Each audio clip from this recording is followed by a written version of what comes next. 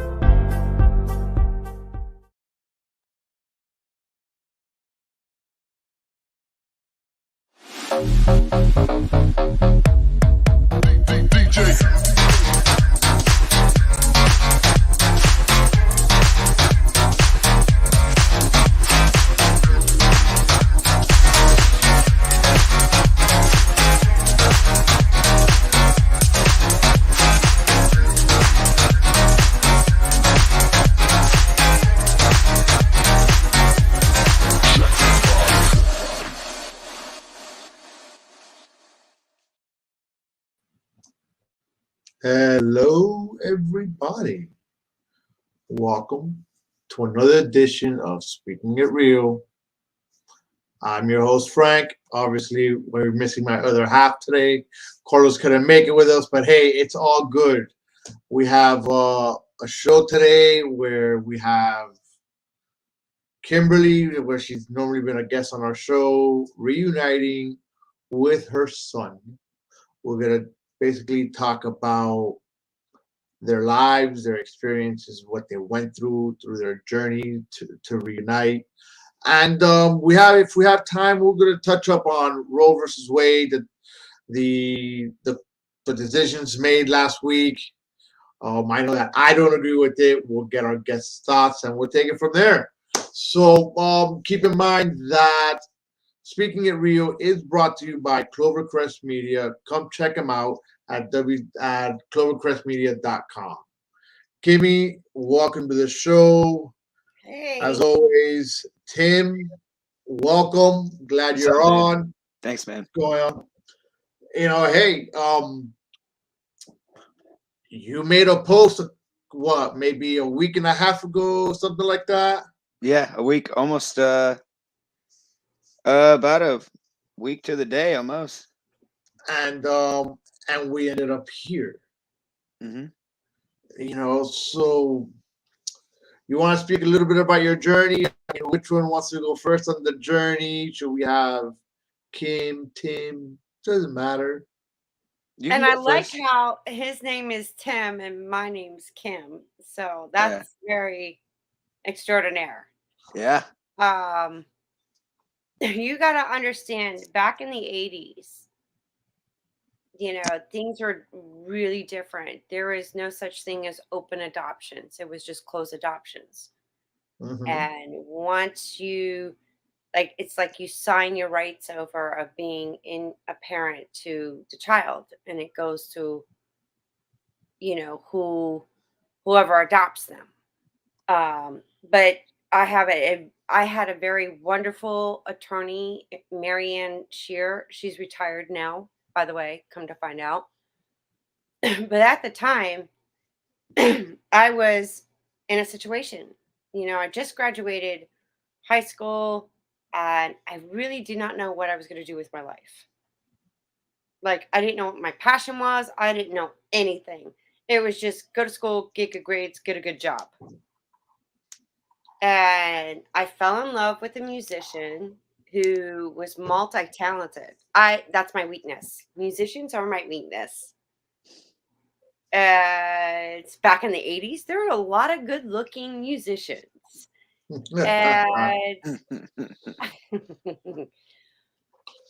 and he could sing. He played guitar. He played the keyboards. He played drums. And I just loved that. And we wind up moving in together, and then things happened. I got pregnant. We broke up. So I was left with, okay, what do I do with this? And I was going through all the scenarios, and I'm like, and then I had a dream one night of him with strawberry blonde hair, those awesome eyes, and he looked at something in the window and wanted it, and I couldn't give it to him. And having to tell him, no, I'm sorry, I can't afford that. That's what, it tore me up. And I was like, I can't do this. I can't do that to him. Knowing where I was in that point of time in my life, I couldn't bear to have to bring him into this world and suffer and do without, because I didn't know where I was going. So I was like, you know what? I really would love, there's got to be somebody out there that longs to have a child that can't, but they want to have a family.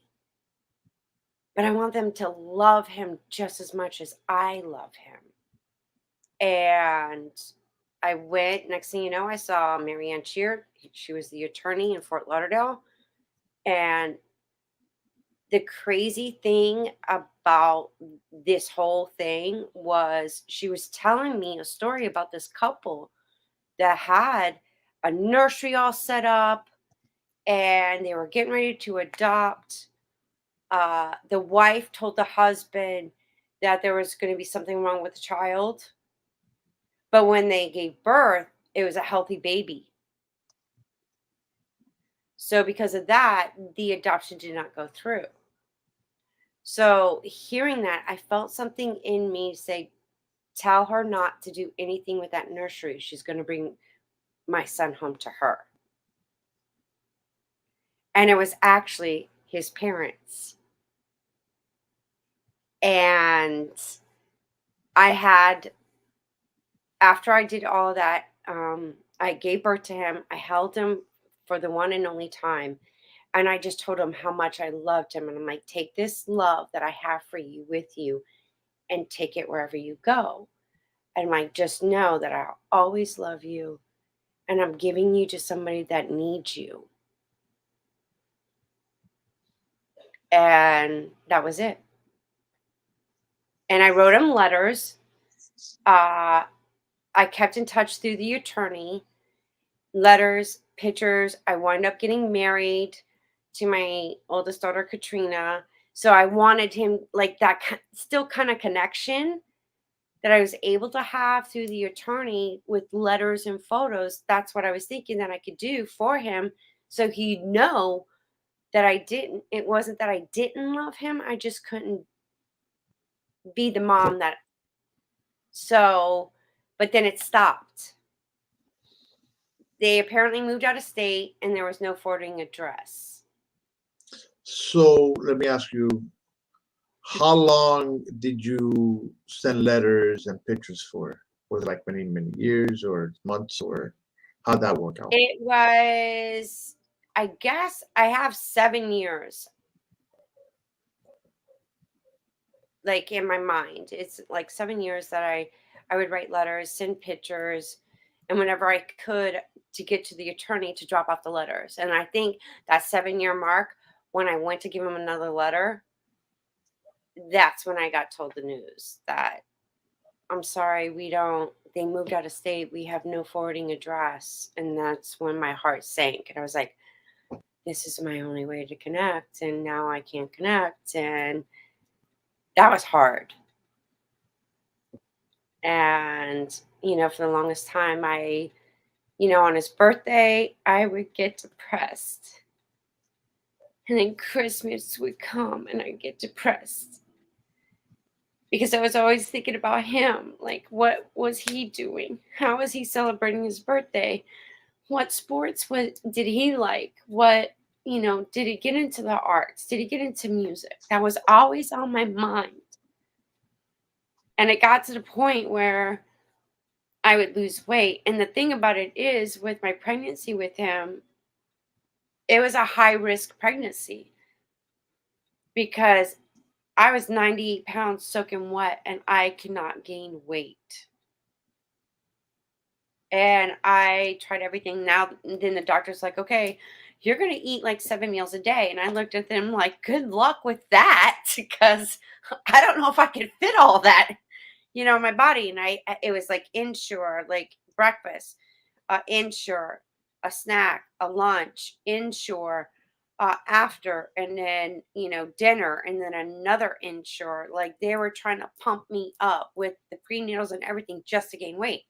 I 98 pounds soaking wet most of my life, and I'm like, if you think you can help me gain weight with this, God bless you. And I wind up gaining enough weight to where he was getting all the nutrients in his body. And I was like truly thankful, because I was getting really concerned, because I'm like, I don't know how to gain weight. I've been like this most of my life. And a miracle happened that 6 pounds. And yeah, but and then I told my girls at a certain age, around when they got to 10, I told them, like, by the way, you have a bigger brother. And I told them my situation. I told them my story, and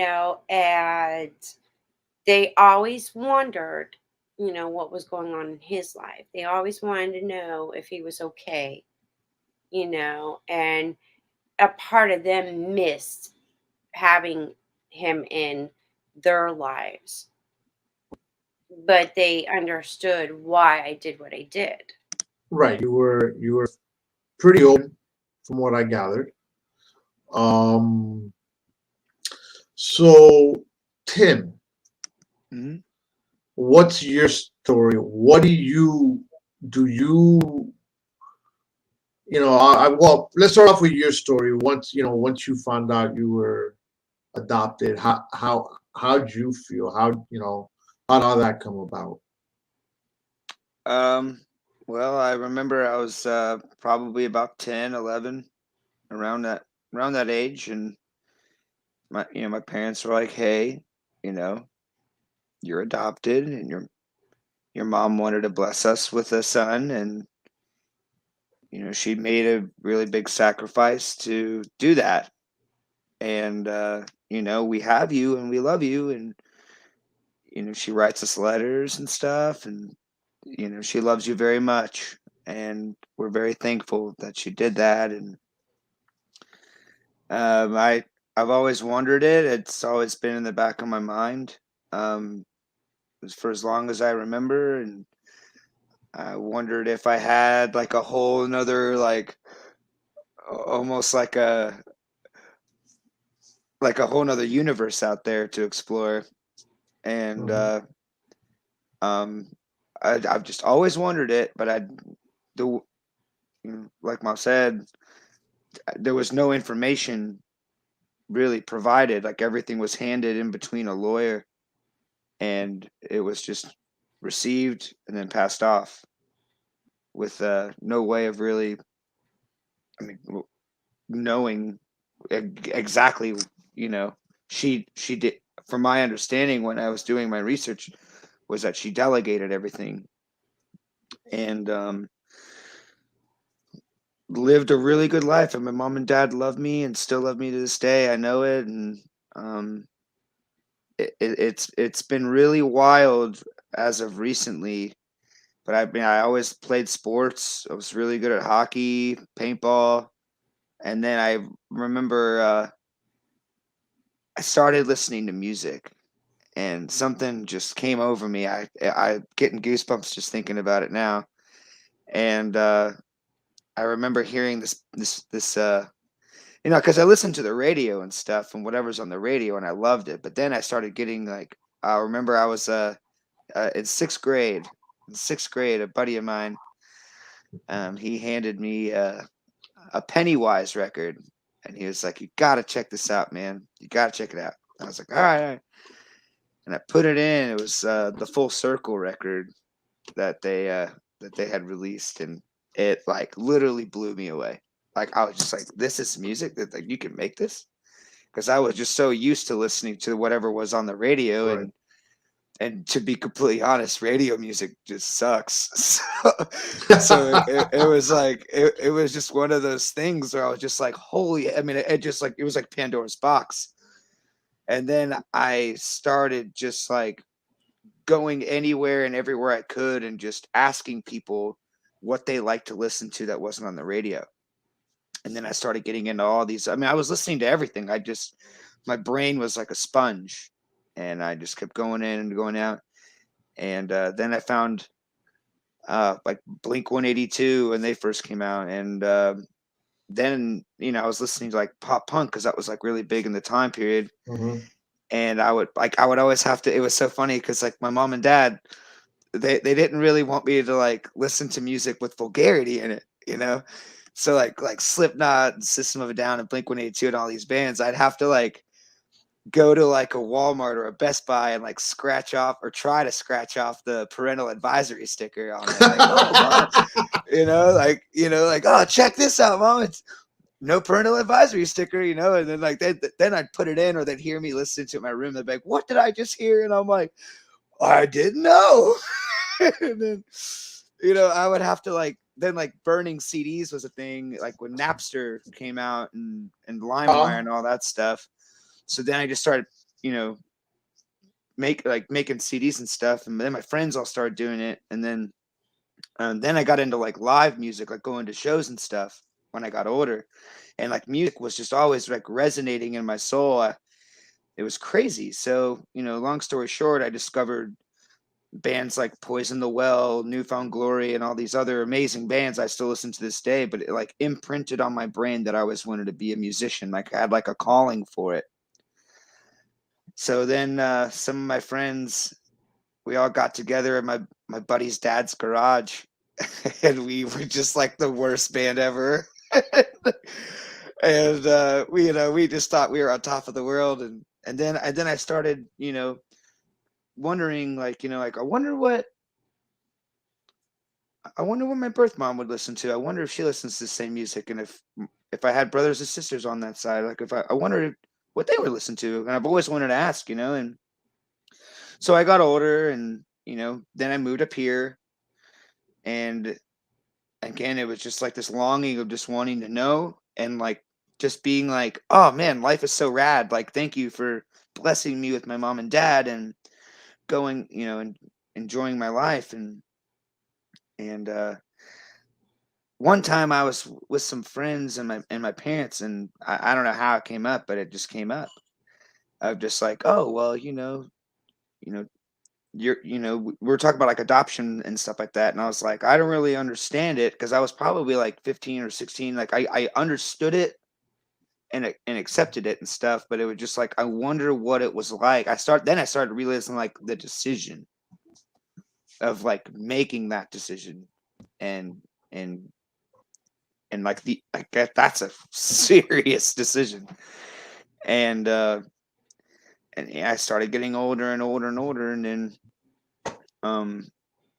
my wonderful mom, as I got really older, I was on tour in some of the bands I was in, and I was always just being like, man, I wonder, like I want to make everyone happy and proud, because like my parents are proud. And then I was like, I always wanted to be like, I wish I knew if my birth mom would be like in a mosh pit, or like go, or like just throw down, and then like or like I just started thinking, and then I made my first record, and my first real serious band, and we got really good, and we started getting a following. I was like in high school at the time, and I was like, man, I want to just like in the bottom of my heart, I was just like, I want to just give this to her and show her, like what I can do, and we kept going and going, and it was just like that constant question of just like what are they doing, what is going on out there in that little world I don't know. And my parents just kept loving me and supporting me, and it was amazing. Like, they are the best in the whole world, and I love them so much. And it just kept going further and further and further into life. And now I'm 34, and last year my birth mom, who was very loving and sweet, and she meant a lot to me. She passed away of breast cancer, and it was real hard. That hurt. It hurt a lot. It's still a very tough thing to get over and It swallow. stings. Yeah. Yeah, it does. I have her birth flower tattooed on my hand, and I couldn't really do anything because everything was just kind of set in stone, and it happened. And that was like the closest thing of pain I could feel, to feel that loss, and then a year had gone by, and it was Father's Day last Sunday. And my dad, he came up to me, we went out to dinner, and he was like, hey man, so I was moving some stuff around the house, and I came across this envelope, and it's got all your birth mom's like letters and photos in it. And you should totally like read these and look at them, and see where she is, and just say hey, see what's going on. And I was like, yeah, and I came home after that after dinner, and I just started reading them, and like all the love and all of like it was like opening a book with a huge rainbow blowing up in your face, you know what I mean? It was just so much positivity and love, and I started crying. And I was like page after page after page. And then I started seeing photos, and like, it was so funny because I was with my roommate, and like the photos fell out of the envelope, and it was so weird that they all fell face down. Wow. And so no one saw, but her and I never saw a single photo. They all were just like, and then I looked at it, and I was like, Lauren, I want you to see it first, because I want you to just look at it and go, oh man, you know what I mean? So I pulled the first one, and I show it to her. She's like, dude, that is 100% your mom. and she was like, she looks just like you, but with hair, and she's beautiful, and you're just kind of like this bearded guy. And I was like, okay. So I turned the photo around, I look at it, and I just started crying, man, because it was like a mirror image. And I was just blown away. I literally, my head exploded. And I was like, this is so rad. Like, and then that created that re-sparked that like flame. And then it gave me an image to that love. So then I was like, oh, well, she's beautiful. She's radiant. And I have to find her. I have to. But like the way that the letters from the attorney or lawyer or whatever, there was the address, the returning address was to that place. It wasn't to Mom's. So Right. It was just the attorneys. there was, yeah. So me and my friends, I started blowing everybody up. I was like, dude, check out this photo, man. Like, this is the most wild shit I've ever seen in my life. And everyone was like, oh my God, oh my God. So we all like came to agreement. So we were like, yo, we're gonna find her. Like, rest assured, we're gonna find her. So before taking it to Facebook and doing that, I tried to like go through the agency or the lady, I guess, I don't know. And she had retired. I found out she had retired, and they purged all those files. So there was no real way of getting any of that information unless maybe I went to the court system and explain my case and go like the legal route and like hiring a lawyer and a PI and doing all that stuff. And I was like, man, that just sounds like a lot of, money and time, and I don't want to put anyone through all that. And I was just kind of sitting there like, man, I don't really know what to do. And I was just kind of stumped. And then I just started looking at it, and a friend of mine had shared a photo of me and tagged me in it. So it said, oh, someone you may know has a photo of you.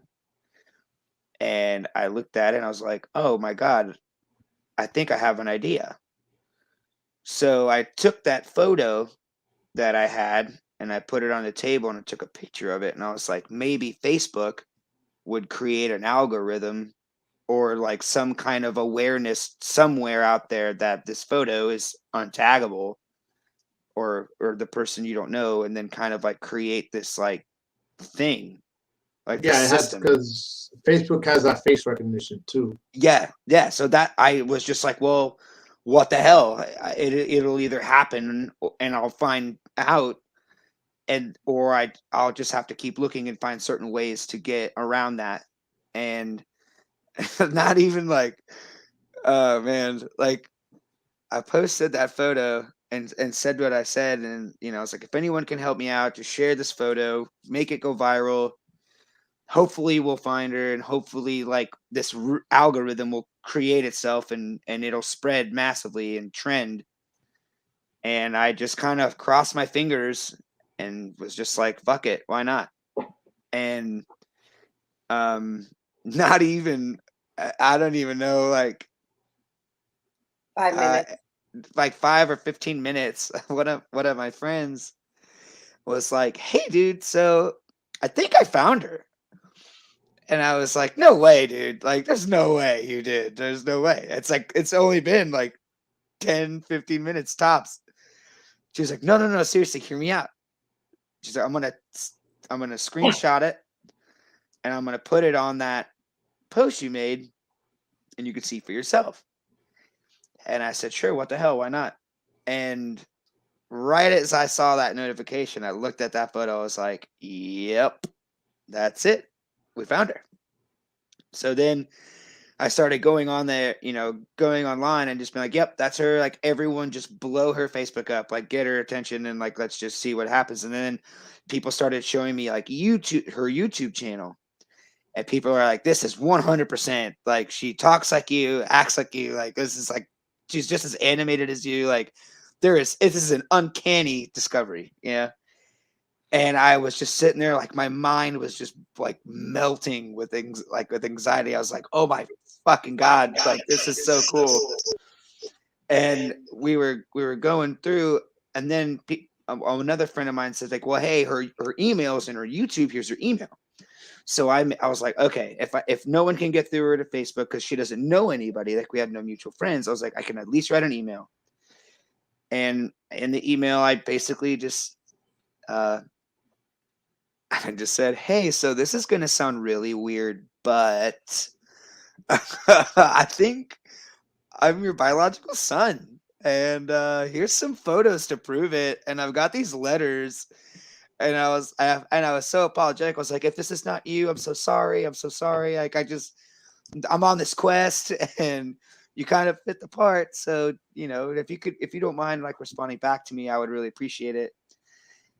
And this was at like midnight. So I figured, I was like, well, she's probably asleep. And that's the picture. Yeah. And I was like, man, well, I guess we'll find out in the morning. And I get up every day for work at 4. And I saw my phone had like just 1,000 notifications. And I was just like, I was like, what the hell, man? Like, what the fuck is going on? So then I started going through, and like there was like hundreds and hundreds of comments and hundreds of likes, and it was shared like I don't even know how many times. And I was like, holy crap, it worked. And then I got ready for work, and I was at work just doing work stuff, and my roommate hit me up and she was like, hey, so you want to know something really crazy? And I was like, what? What's up? She's like, I'm talking to your sister of your biological mom, and I can confirm that we're correct. Like, that's definitely your biological mom. And I'm at work and I dropped my phone, and I couldn't say a word. I was just like sitting and I just sat there. I was just like, holy shit, it worked. I've never had that happen. So maybe like an hour goes by, and then Lauren was like, I'm talking to your mom now. And I'm like, because I'm at work, I can't be on my phone. So I was just like, oh, no fucking way, dude. I was just like, I started like getting teary eyed. I was like, oh my God, like this is really about to happen. Like I'm moments away from speaking to my biological mother, who I've in my mind has never met. And it's like 34 years later, I'm just sitting there like, oh my God. Like this is about to go down, dude. And sure enough, like later I stepped out to grab something out of my car, and I got my first text message. And I read it, and I could tell by the text, like she was just so stoked. And she's like, oh my God, it's me. Yes, it's me. Oh my God. And like, and I just sat there and read that text message like maybe a 1,000 times in 60 seconds. And I was like, man, this is so rad. Like and we started texting, and I had to go back to work. And then my buddy Jeremy and Lauren were just like FaceTiming her at that time. So I was like, it's getting closer and closer to like when I get the time to like meet for the first time. And everyone at my job was like freaking out. They were like, oh my God, that happened so quick. This is escalating so quickly. And people started like crying and giving me hugs. And this is just like a real big deal. And I'll never forget it. I was on my lunch break and FaceTimed her. And we just started. Oh, sorry to keep talking. I didn't mean to be a chatty. No, it's okay. No, it's all right. It's your story is awesome. Thanks, man. I'll tell you that from when you guys started FaceTiming, right? Because I saw the story, and I was like, I need Kim to get on the show. And you know, I was looking at it at very different angles. I need some Kleenexes, guys. Come on. Yeah, I know you did. You did also on the last week. You know, I can tell you that your mom, you know, she kept on crying. She's like, I'm just crying. I can't stop crying. And it was how happy she was, because I got a hold of her. I was like, oh my God, you have a son? What? Like, what? You know, where did this come out of? I know you were pregnant. What the hell's going on? You know? Yeah. And you know, your story is amazing. Now let me ask you, did the fear of rejection ever come to mind?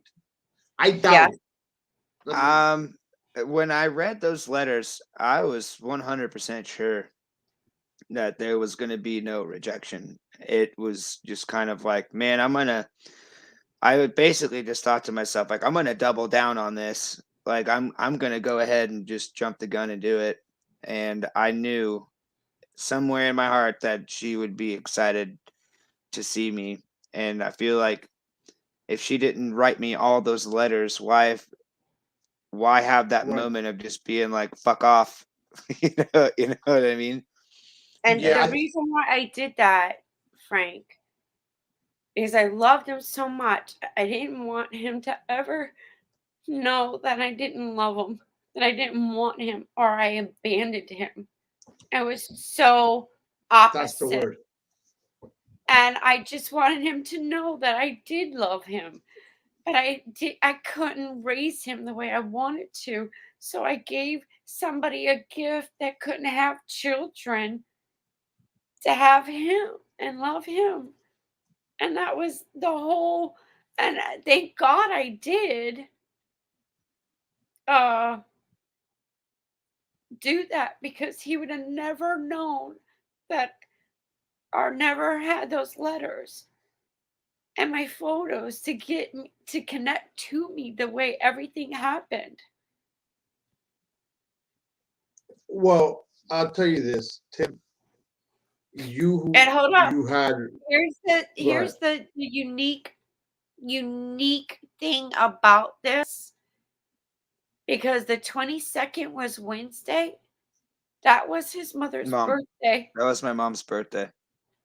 Wow. Talk about timing. So yeah, so I feel, because I was just never I was just like I just was really upset about a lot of things in life, and I got to the point where I just had a lot of questions, and I didn't have any answers, so I was just starting to give up, and on my mom's birthday, she connected me with my birth mom, Yeah, and look, and Anita says it right, and this is towards Kim, obviously. That just proves how much love you had for him. You put his needs in front of yours.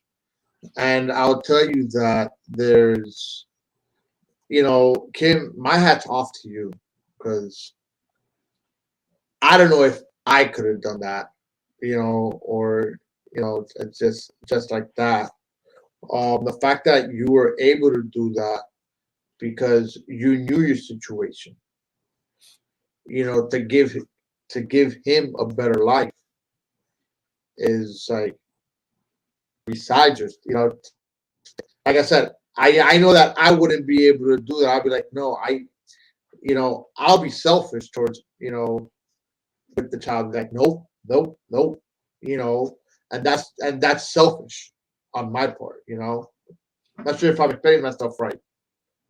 But it's it's crazy. And just going back to the birthday, June 22nd, and how it all just comes together.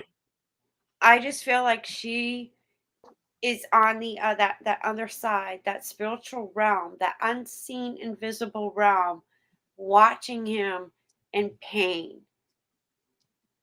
and going through what he was going through and whatnot. She decided to, I'm going to work things out. And I feel like my dad had a part of it too. Like they were coercing to help maneuver finding the envelope on Father's Day. And then he receiving the envelope on Father's Day. And then by the time he went through everything, Tuesday night, he just made this bold courage decision to post it and blast it on Facebook. And at that time, I was already in bed sleeping. I had to get Hmm. up to go to work. So when I woke up Wednesday morning, and I'm looking at my phone going, why do I have all these Facebook Messenger messages? Like, what the hell's going on my Facebook? And then I opened one, and there was like, ma'am, we're not trying to scam you. We have a good friend of ours that's looking for his birth mom. And I saw the birth date and I was like, wait, what?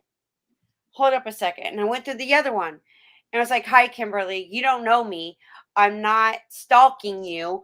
However, I have a good friend of mine that's looking for his birth mom. And it went on and on. And then I came to his and I was like, and after I started reading it and I saw my picture, I'm like, hold up a second, that's my picture. And I'm like, is this really happening? And I'm like, okay, so how did the picture come to? Like I was like becoming an investigator to make sure I'm not getting like a prank or so I was like, how did you get that picture? Where did that picture come from? But deep down I had a feeling that's him. That's your son.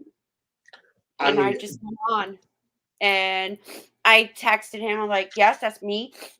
And yes, I am your mom. listen, I could tell you this. I did not need to see a letter. Okay. I just needed to see the pictures. All right. Because when I saw the pictures, okay, of him and of you, I was like, holy shit. This is hurts. You cannot deny that. Those genes run strong. Okay. There's no way that you could deny that. No, Okay. his eyes, I kid you not, Frank, when I did held him when he was a baby and I was talking to him, he looked up and opened his eyes. And I'm like, please, if anything, for what I'm doing, can you keep his eyes the same color? Because they're beautiful. And he still has the same eyes. But you know what? Look, kudos to your dad, your mom, because I think that a lot of people, and I might be wrong, but I speak just for myself on how I would do things, right? I know that I would not have kept any of those letters, to be real honest with you. That's me being, again, a selfish individual, being like, hey, look, you know what? I'm raising him. He's mine. You know, um, I would have a hard time accepting it or dealing with it. Maybe eventually, yes, I would. But, you know, I can tell you that I probably would not have kept those letters in the beginning. Maybe not knowing the story. Maybe your parents knew the story. I'm not sure. But I probably would have done that. But kudos to them for keeping the letters. You know, so and your dad to just say, hey, look, you know what, Tim, go find your mom. Yeah, it was just like he's like, well, I have him. I think, what's the worst thing that could happen? Just he supports it to this day. My mom and dad love me very much, to the moon and back, for forever. Yeah. And they're the sweetest people and most kind and gentle and loving people I've ever met in my life or had in my life. And my dad is still, he's like, I remember he texted me This on is what Wednesday. his dad gave to me. Yeah. All the growing up pictures. Wow, that's great. I That's got more. amazing. And I'm just like, wow. My Like, dad texted me in more or less words. He basically was like, that escalated quickly. You know what I mean? And it was like, he's like, I can't believe that. It was, but he was gonna help me, like, try to get like a lawyer and a PI and like get me into the into the direction of where I needed to go. And I said, man, fuck it, I'm gonna put it on Facebook. I'll figure it out. And that was one of my buddies is like, never underestimate a motivated woman on the internet.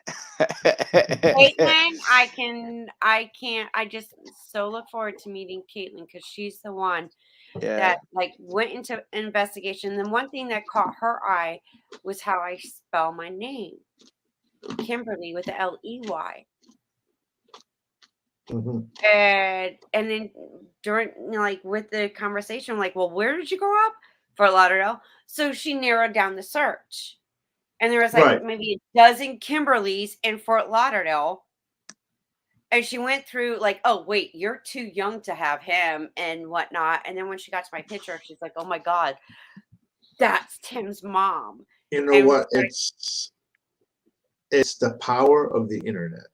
Oh yeah, no doubt. The internet is alive and well. Okay.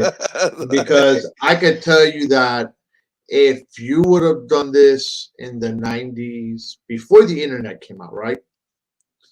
You would have been paying money, a lot of it, to find, because again, records are sealed. and to get them opened, they're gonna make you pay. So I mean, hey, like I said, your guys' story is amazing. I'm glad you guys have connected. Now it opens up a whole new world for both of you. Yeah. It is. Our whole You world know, got better.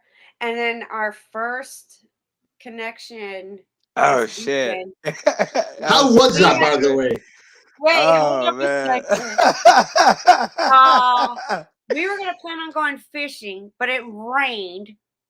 So, but we were going to have a lunch date with the girls, Jacqueline and Kai. Katrina wasn't able to join us because she lives in Texas, but she is joining us through this Yes. live. Um, so the next day we went to have sushi and sake, Mhm. and we had enough time. So I'm like, I wanted to go fishing with my son when he came here. So I was like, we still have time. We don't have to leave until about 4:30 ish. So let's go fishing. And we went to our lake, and of course I catch the first one. Yeah, Then yeah. shortly after, Jeff caught one. And then Timmy catches one, and we got it all filmed. It's on my Facebook post. But I was like, what are the odds of each of us catching a bass? Right before we have to leave to go down to Fort Lauderdale Airport. So it was just mind boggling. It's Well, just, the crazy, I think the craziest part of all of it was the travel down to get down there. So like, oh, yeah. okay, Tell them so what the hurdles. there was a lot of dedication went into it, and so I found all this information out, and I had no idea how I was going to get down there, and I had my buddy. He was like, "Well, I'll drive you down," and then there was just not that many good sleeping arrangements. It just wasn't going to work out. So I was like, man, I'm going to drive myself, but I need new tires. So everyone at my job was like, dude, take Friday off, take care of your tires, drive down there, and do whatever you got to do. So I said, okay.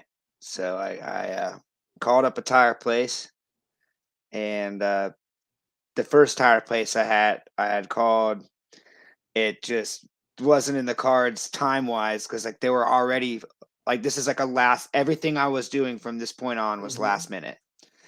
So no one was able to take my tires, and they were like balder than I am. And I had just like no way I'm gonna put 650 tires on a bald 650 miles on a bald tire. Yeah, So you won't make it. so I was like calling and calling and calling and calling, and I finally found this place. And they were like, "Yeah, we could pencil you in, but it'll be like 10 o'clock, and you'll get in line, do whatever." And and so I was like, "All right, book me, book me, book me. I'm gonna do it." So I get there, and it just taken a long time because there's like other people in line that were there early in the morning, and everyone has cars, and every car eventually hiccups. So like everyone's got like it was just like people's cars were just like there was just something wrong with each and every one. So I was just sitting there pacing back and forth. I was like, man, I don't know if I'm gonna fucking make this. And um it's like 11:30 at this point, and it's like a 10-hour drive. And so I'm just like freaking out. And then he goes, hey man, so here's the scoop. Your tires are good. They're gonna go on your car, but you definitely need a tire alignment. And he's like, if you were to not get this alignment, those tires, eventually you're gonna carve the life out of them, and you're dropping 600. You're dropping some cash, so you need to get that alignment. It's gonna be like an hour to do that, and at that point, it's like almost 12. And I was like, man, I'm not gonna get the alignment. I'm gonna try to find a plane ticket. And so Katrina, I called her immediately. I was like, look, dude, driving's going to be almost close to impossible because I'd only be able to be there for like 24 hours and drive back. I want to get as much time as possible. And so Katrina and I were like calling places, all like every airline under the sun. We called them, and like some of them were asking for like $1,200 tickets, and I was like, I was pulling beard hair out. I was just like, this sucks. I want to. So I was sitting there, and then Katrina had called Southwest Airlines, and they had a ticket. They had a ticket, and it was like 2 different tickets, and one of them was a really late flight, but I had to go to Nashville on a layover for 5 hours to then in turn go down. And I was sitting there, I was like, I'm not going to get there till 4:00 in the morning. I might as well just drive at this point. Yeah. And then I was like, I'll burn these tires out. Like, fuck it, you know? And then Katrina called this nice lady. She was so sweet. And I forgot, I don't remember her name, but she was like, hey, I've got a flight. It could possibly get delayed, but I have a flight, $400. I said, take my fucking information right now and give me that ticket. So I get the ticket, and at this point, I have to wait just a couple hours, and then I have to take. I don't know if you're familiar with Georgia at all, but like the MARTA train that goes into the airport. Yeah. So I pack up my stuff as much as I could, as fast as I could, and I'm on my way down to MARTA, and here's where like it gets like white knuckle grip. So like I'm on 285, and 285 has to be maybe the most craziest place to drive your automobile on planet Earth. It has to be the craziest. And so I'm going like 70, 75 miles an hour on 285, like trying to get over to like that side of town where the MARTA train is in North Springs. And I'm right in front of me is this gigantic construction truck with all this crap, just like huge metal construction crap hanging off this trailer. This was like some Final Destination shit, dude. I swear on my life. And on the right side of me, on my passenger side, was a big pickup truck, and on the left side of me was this massive 18-wheeler. And we're all kind of seeing, like, all 3 of us. I'm looking at all them, and we're like watching this construction truck with all this fucking janky shit on this trailer, just kind of like losing little pieces of equipment. Just, the casual, you're swerving, you're trying to just not hit anything. And this I don't know what it is, but it basically looked like a yo-yo without string, but maybe like 800 pounds and 6 feet tall. And he hits this pothole, and it goes right into my lane, and this thing is rolling right at my car. And I don't know how it happened. But I see the truck driver on my driver's side like move out of the way to give me the space. And we both like move in unison. That thing rolls behind me and it's just going. And then like all the traffic on 285 stops, and I get right back into my lane, and I'm just like, what the fuck is going on?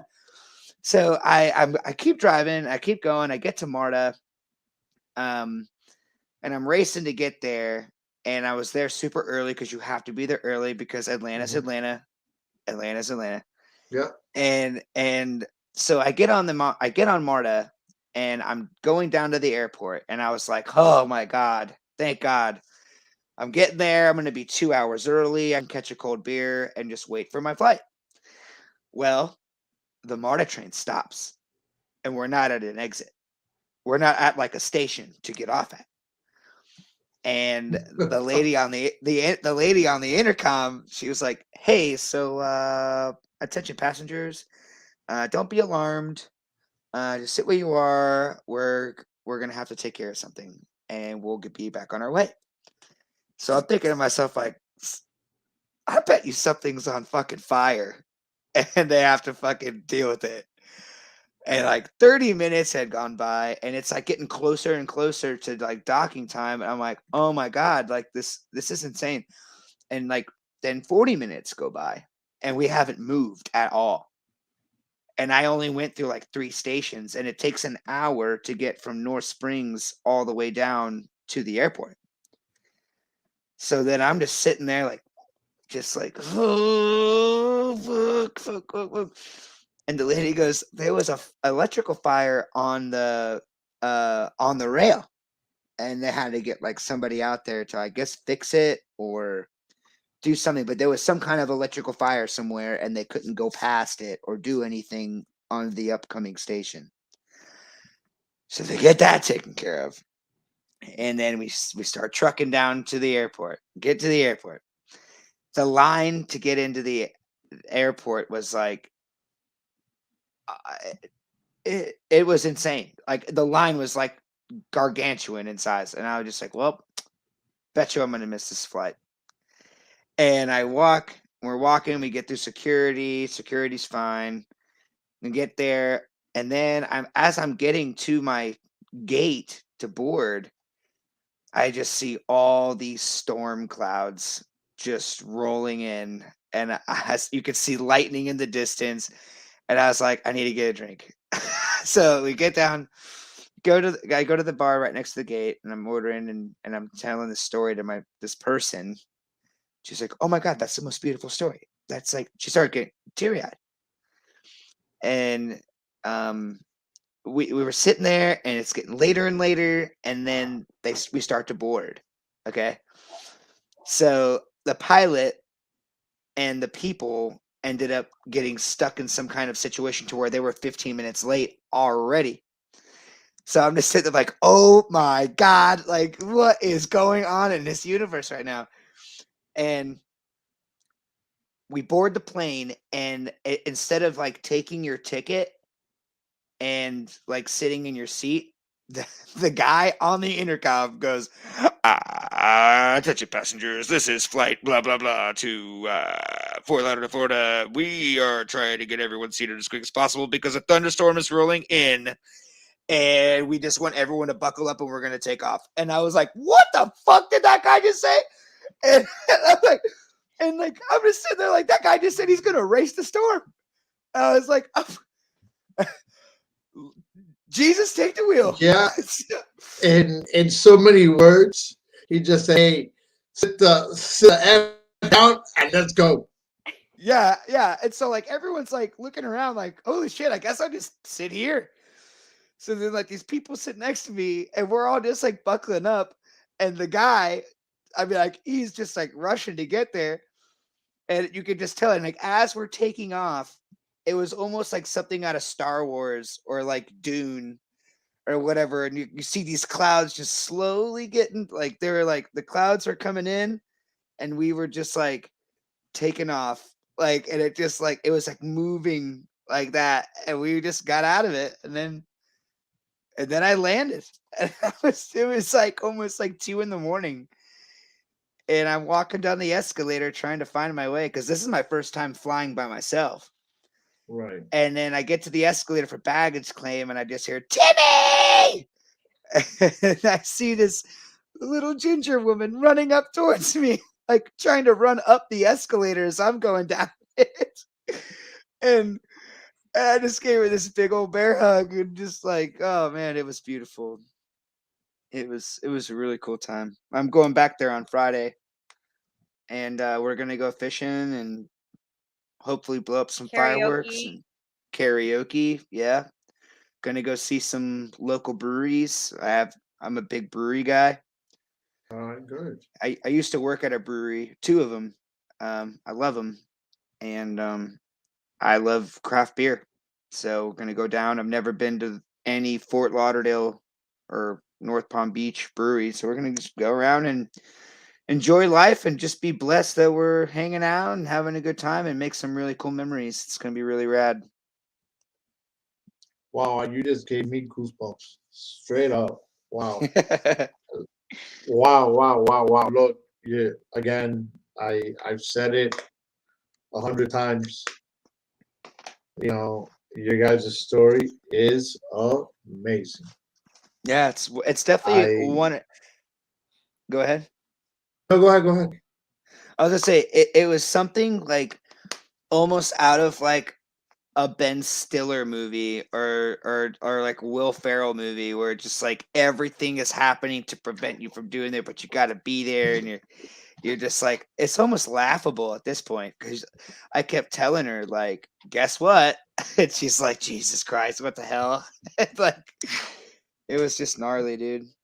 Yeah, I think I saw her Facebook posts, and you just see her like this, blah blah blah blah blah. It's delayed. I think I even we messaged each other that day, Yeah. and she's like, it's delayed. I'm so excited. I'm still crying. I'm gonna see him soon, but I don't know when. He's delayed, and Tell them about the weather. I could just see, I could feel just through her own text messages the the nervous wreck she was, and Uh-huh. I mean, I'm glad that you guys met up, Oh and it yeah, happened for fast. sure. It really happened really, really, really fast. Your story is beautiful. Hey, look, shit. Here, you already have a recommendation out here for one of the Oh, breweries, Funky Buddha. Funky Yeah, Buddha. I've had their beers up here. I would love to go down and check them out. Yeah, that'd be That's awesome. in Oakland Park. So, um, guys, you guys are one of.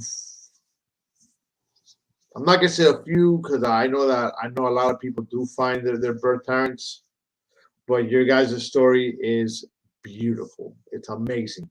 I I love hearing it.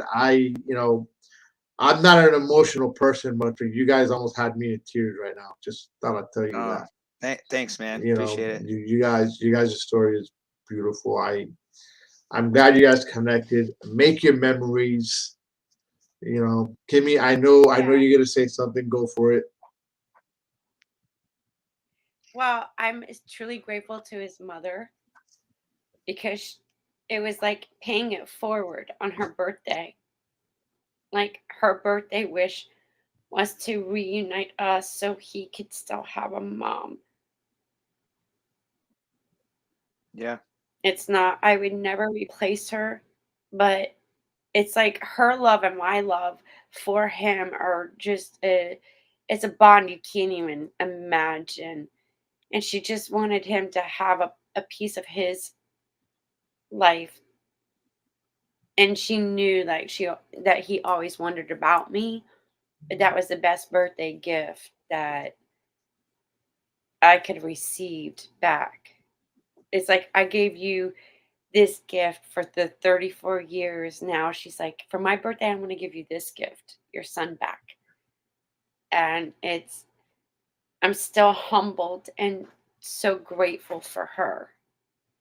And I do love her for all that she's done for him. There's like Yeah, no words. she was awesome. She was amazing. One of a kind. Hey, look, guys. Like I said earlier, I had more of a show that I wanted to run, but this show's perfect just the way it is.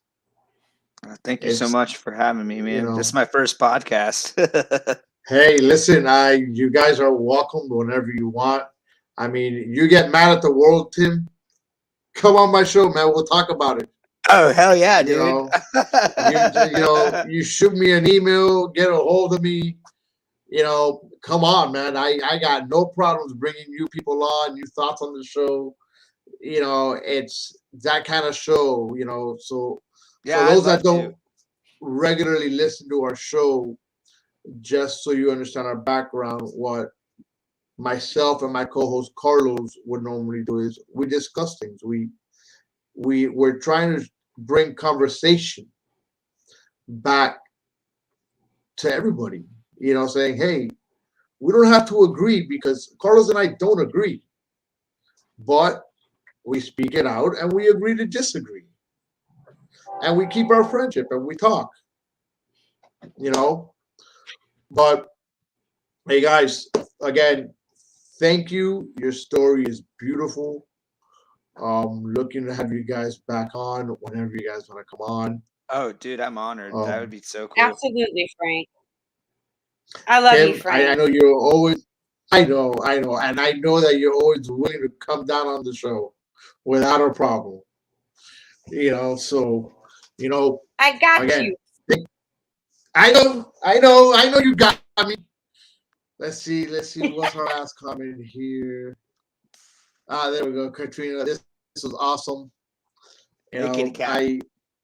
I hope that everybody that listened and people that are gonna listen to the show, really enjoy your guys' story. And for those of you out there that are adopted or you gave a child up for adoption, this right here is proof that eventually, you can meet, whether it happens 5 years, 10 years, whatever it is down the line. It does happen. You just have to put forth effort.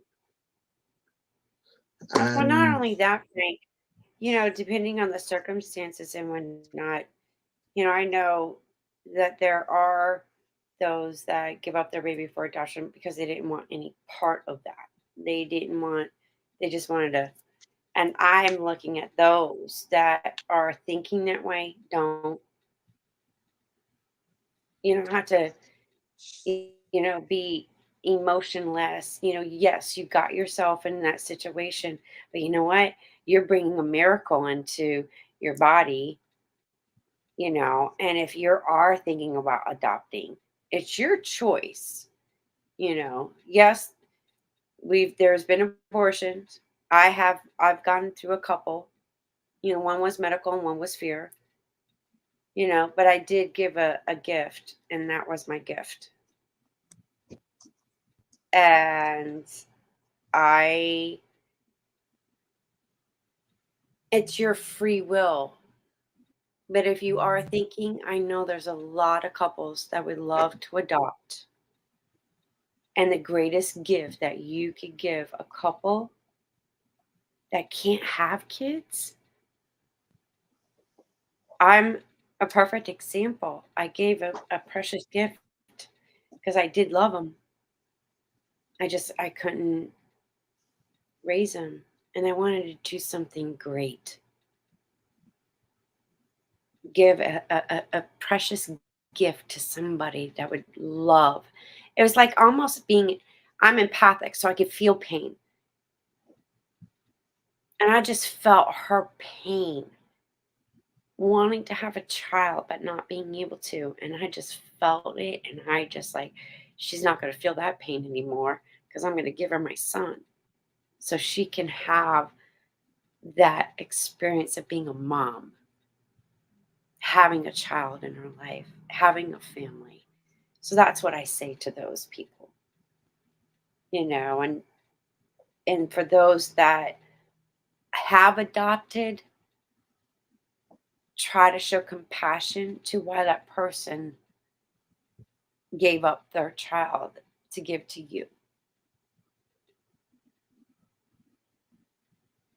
Well, with that being said, we'll catch you guys next week. Thank you. Thank you. DJ.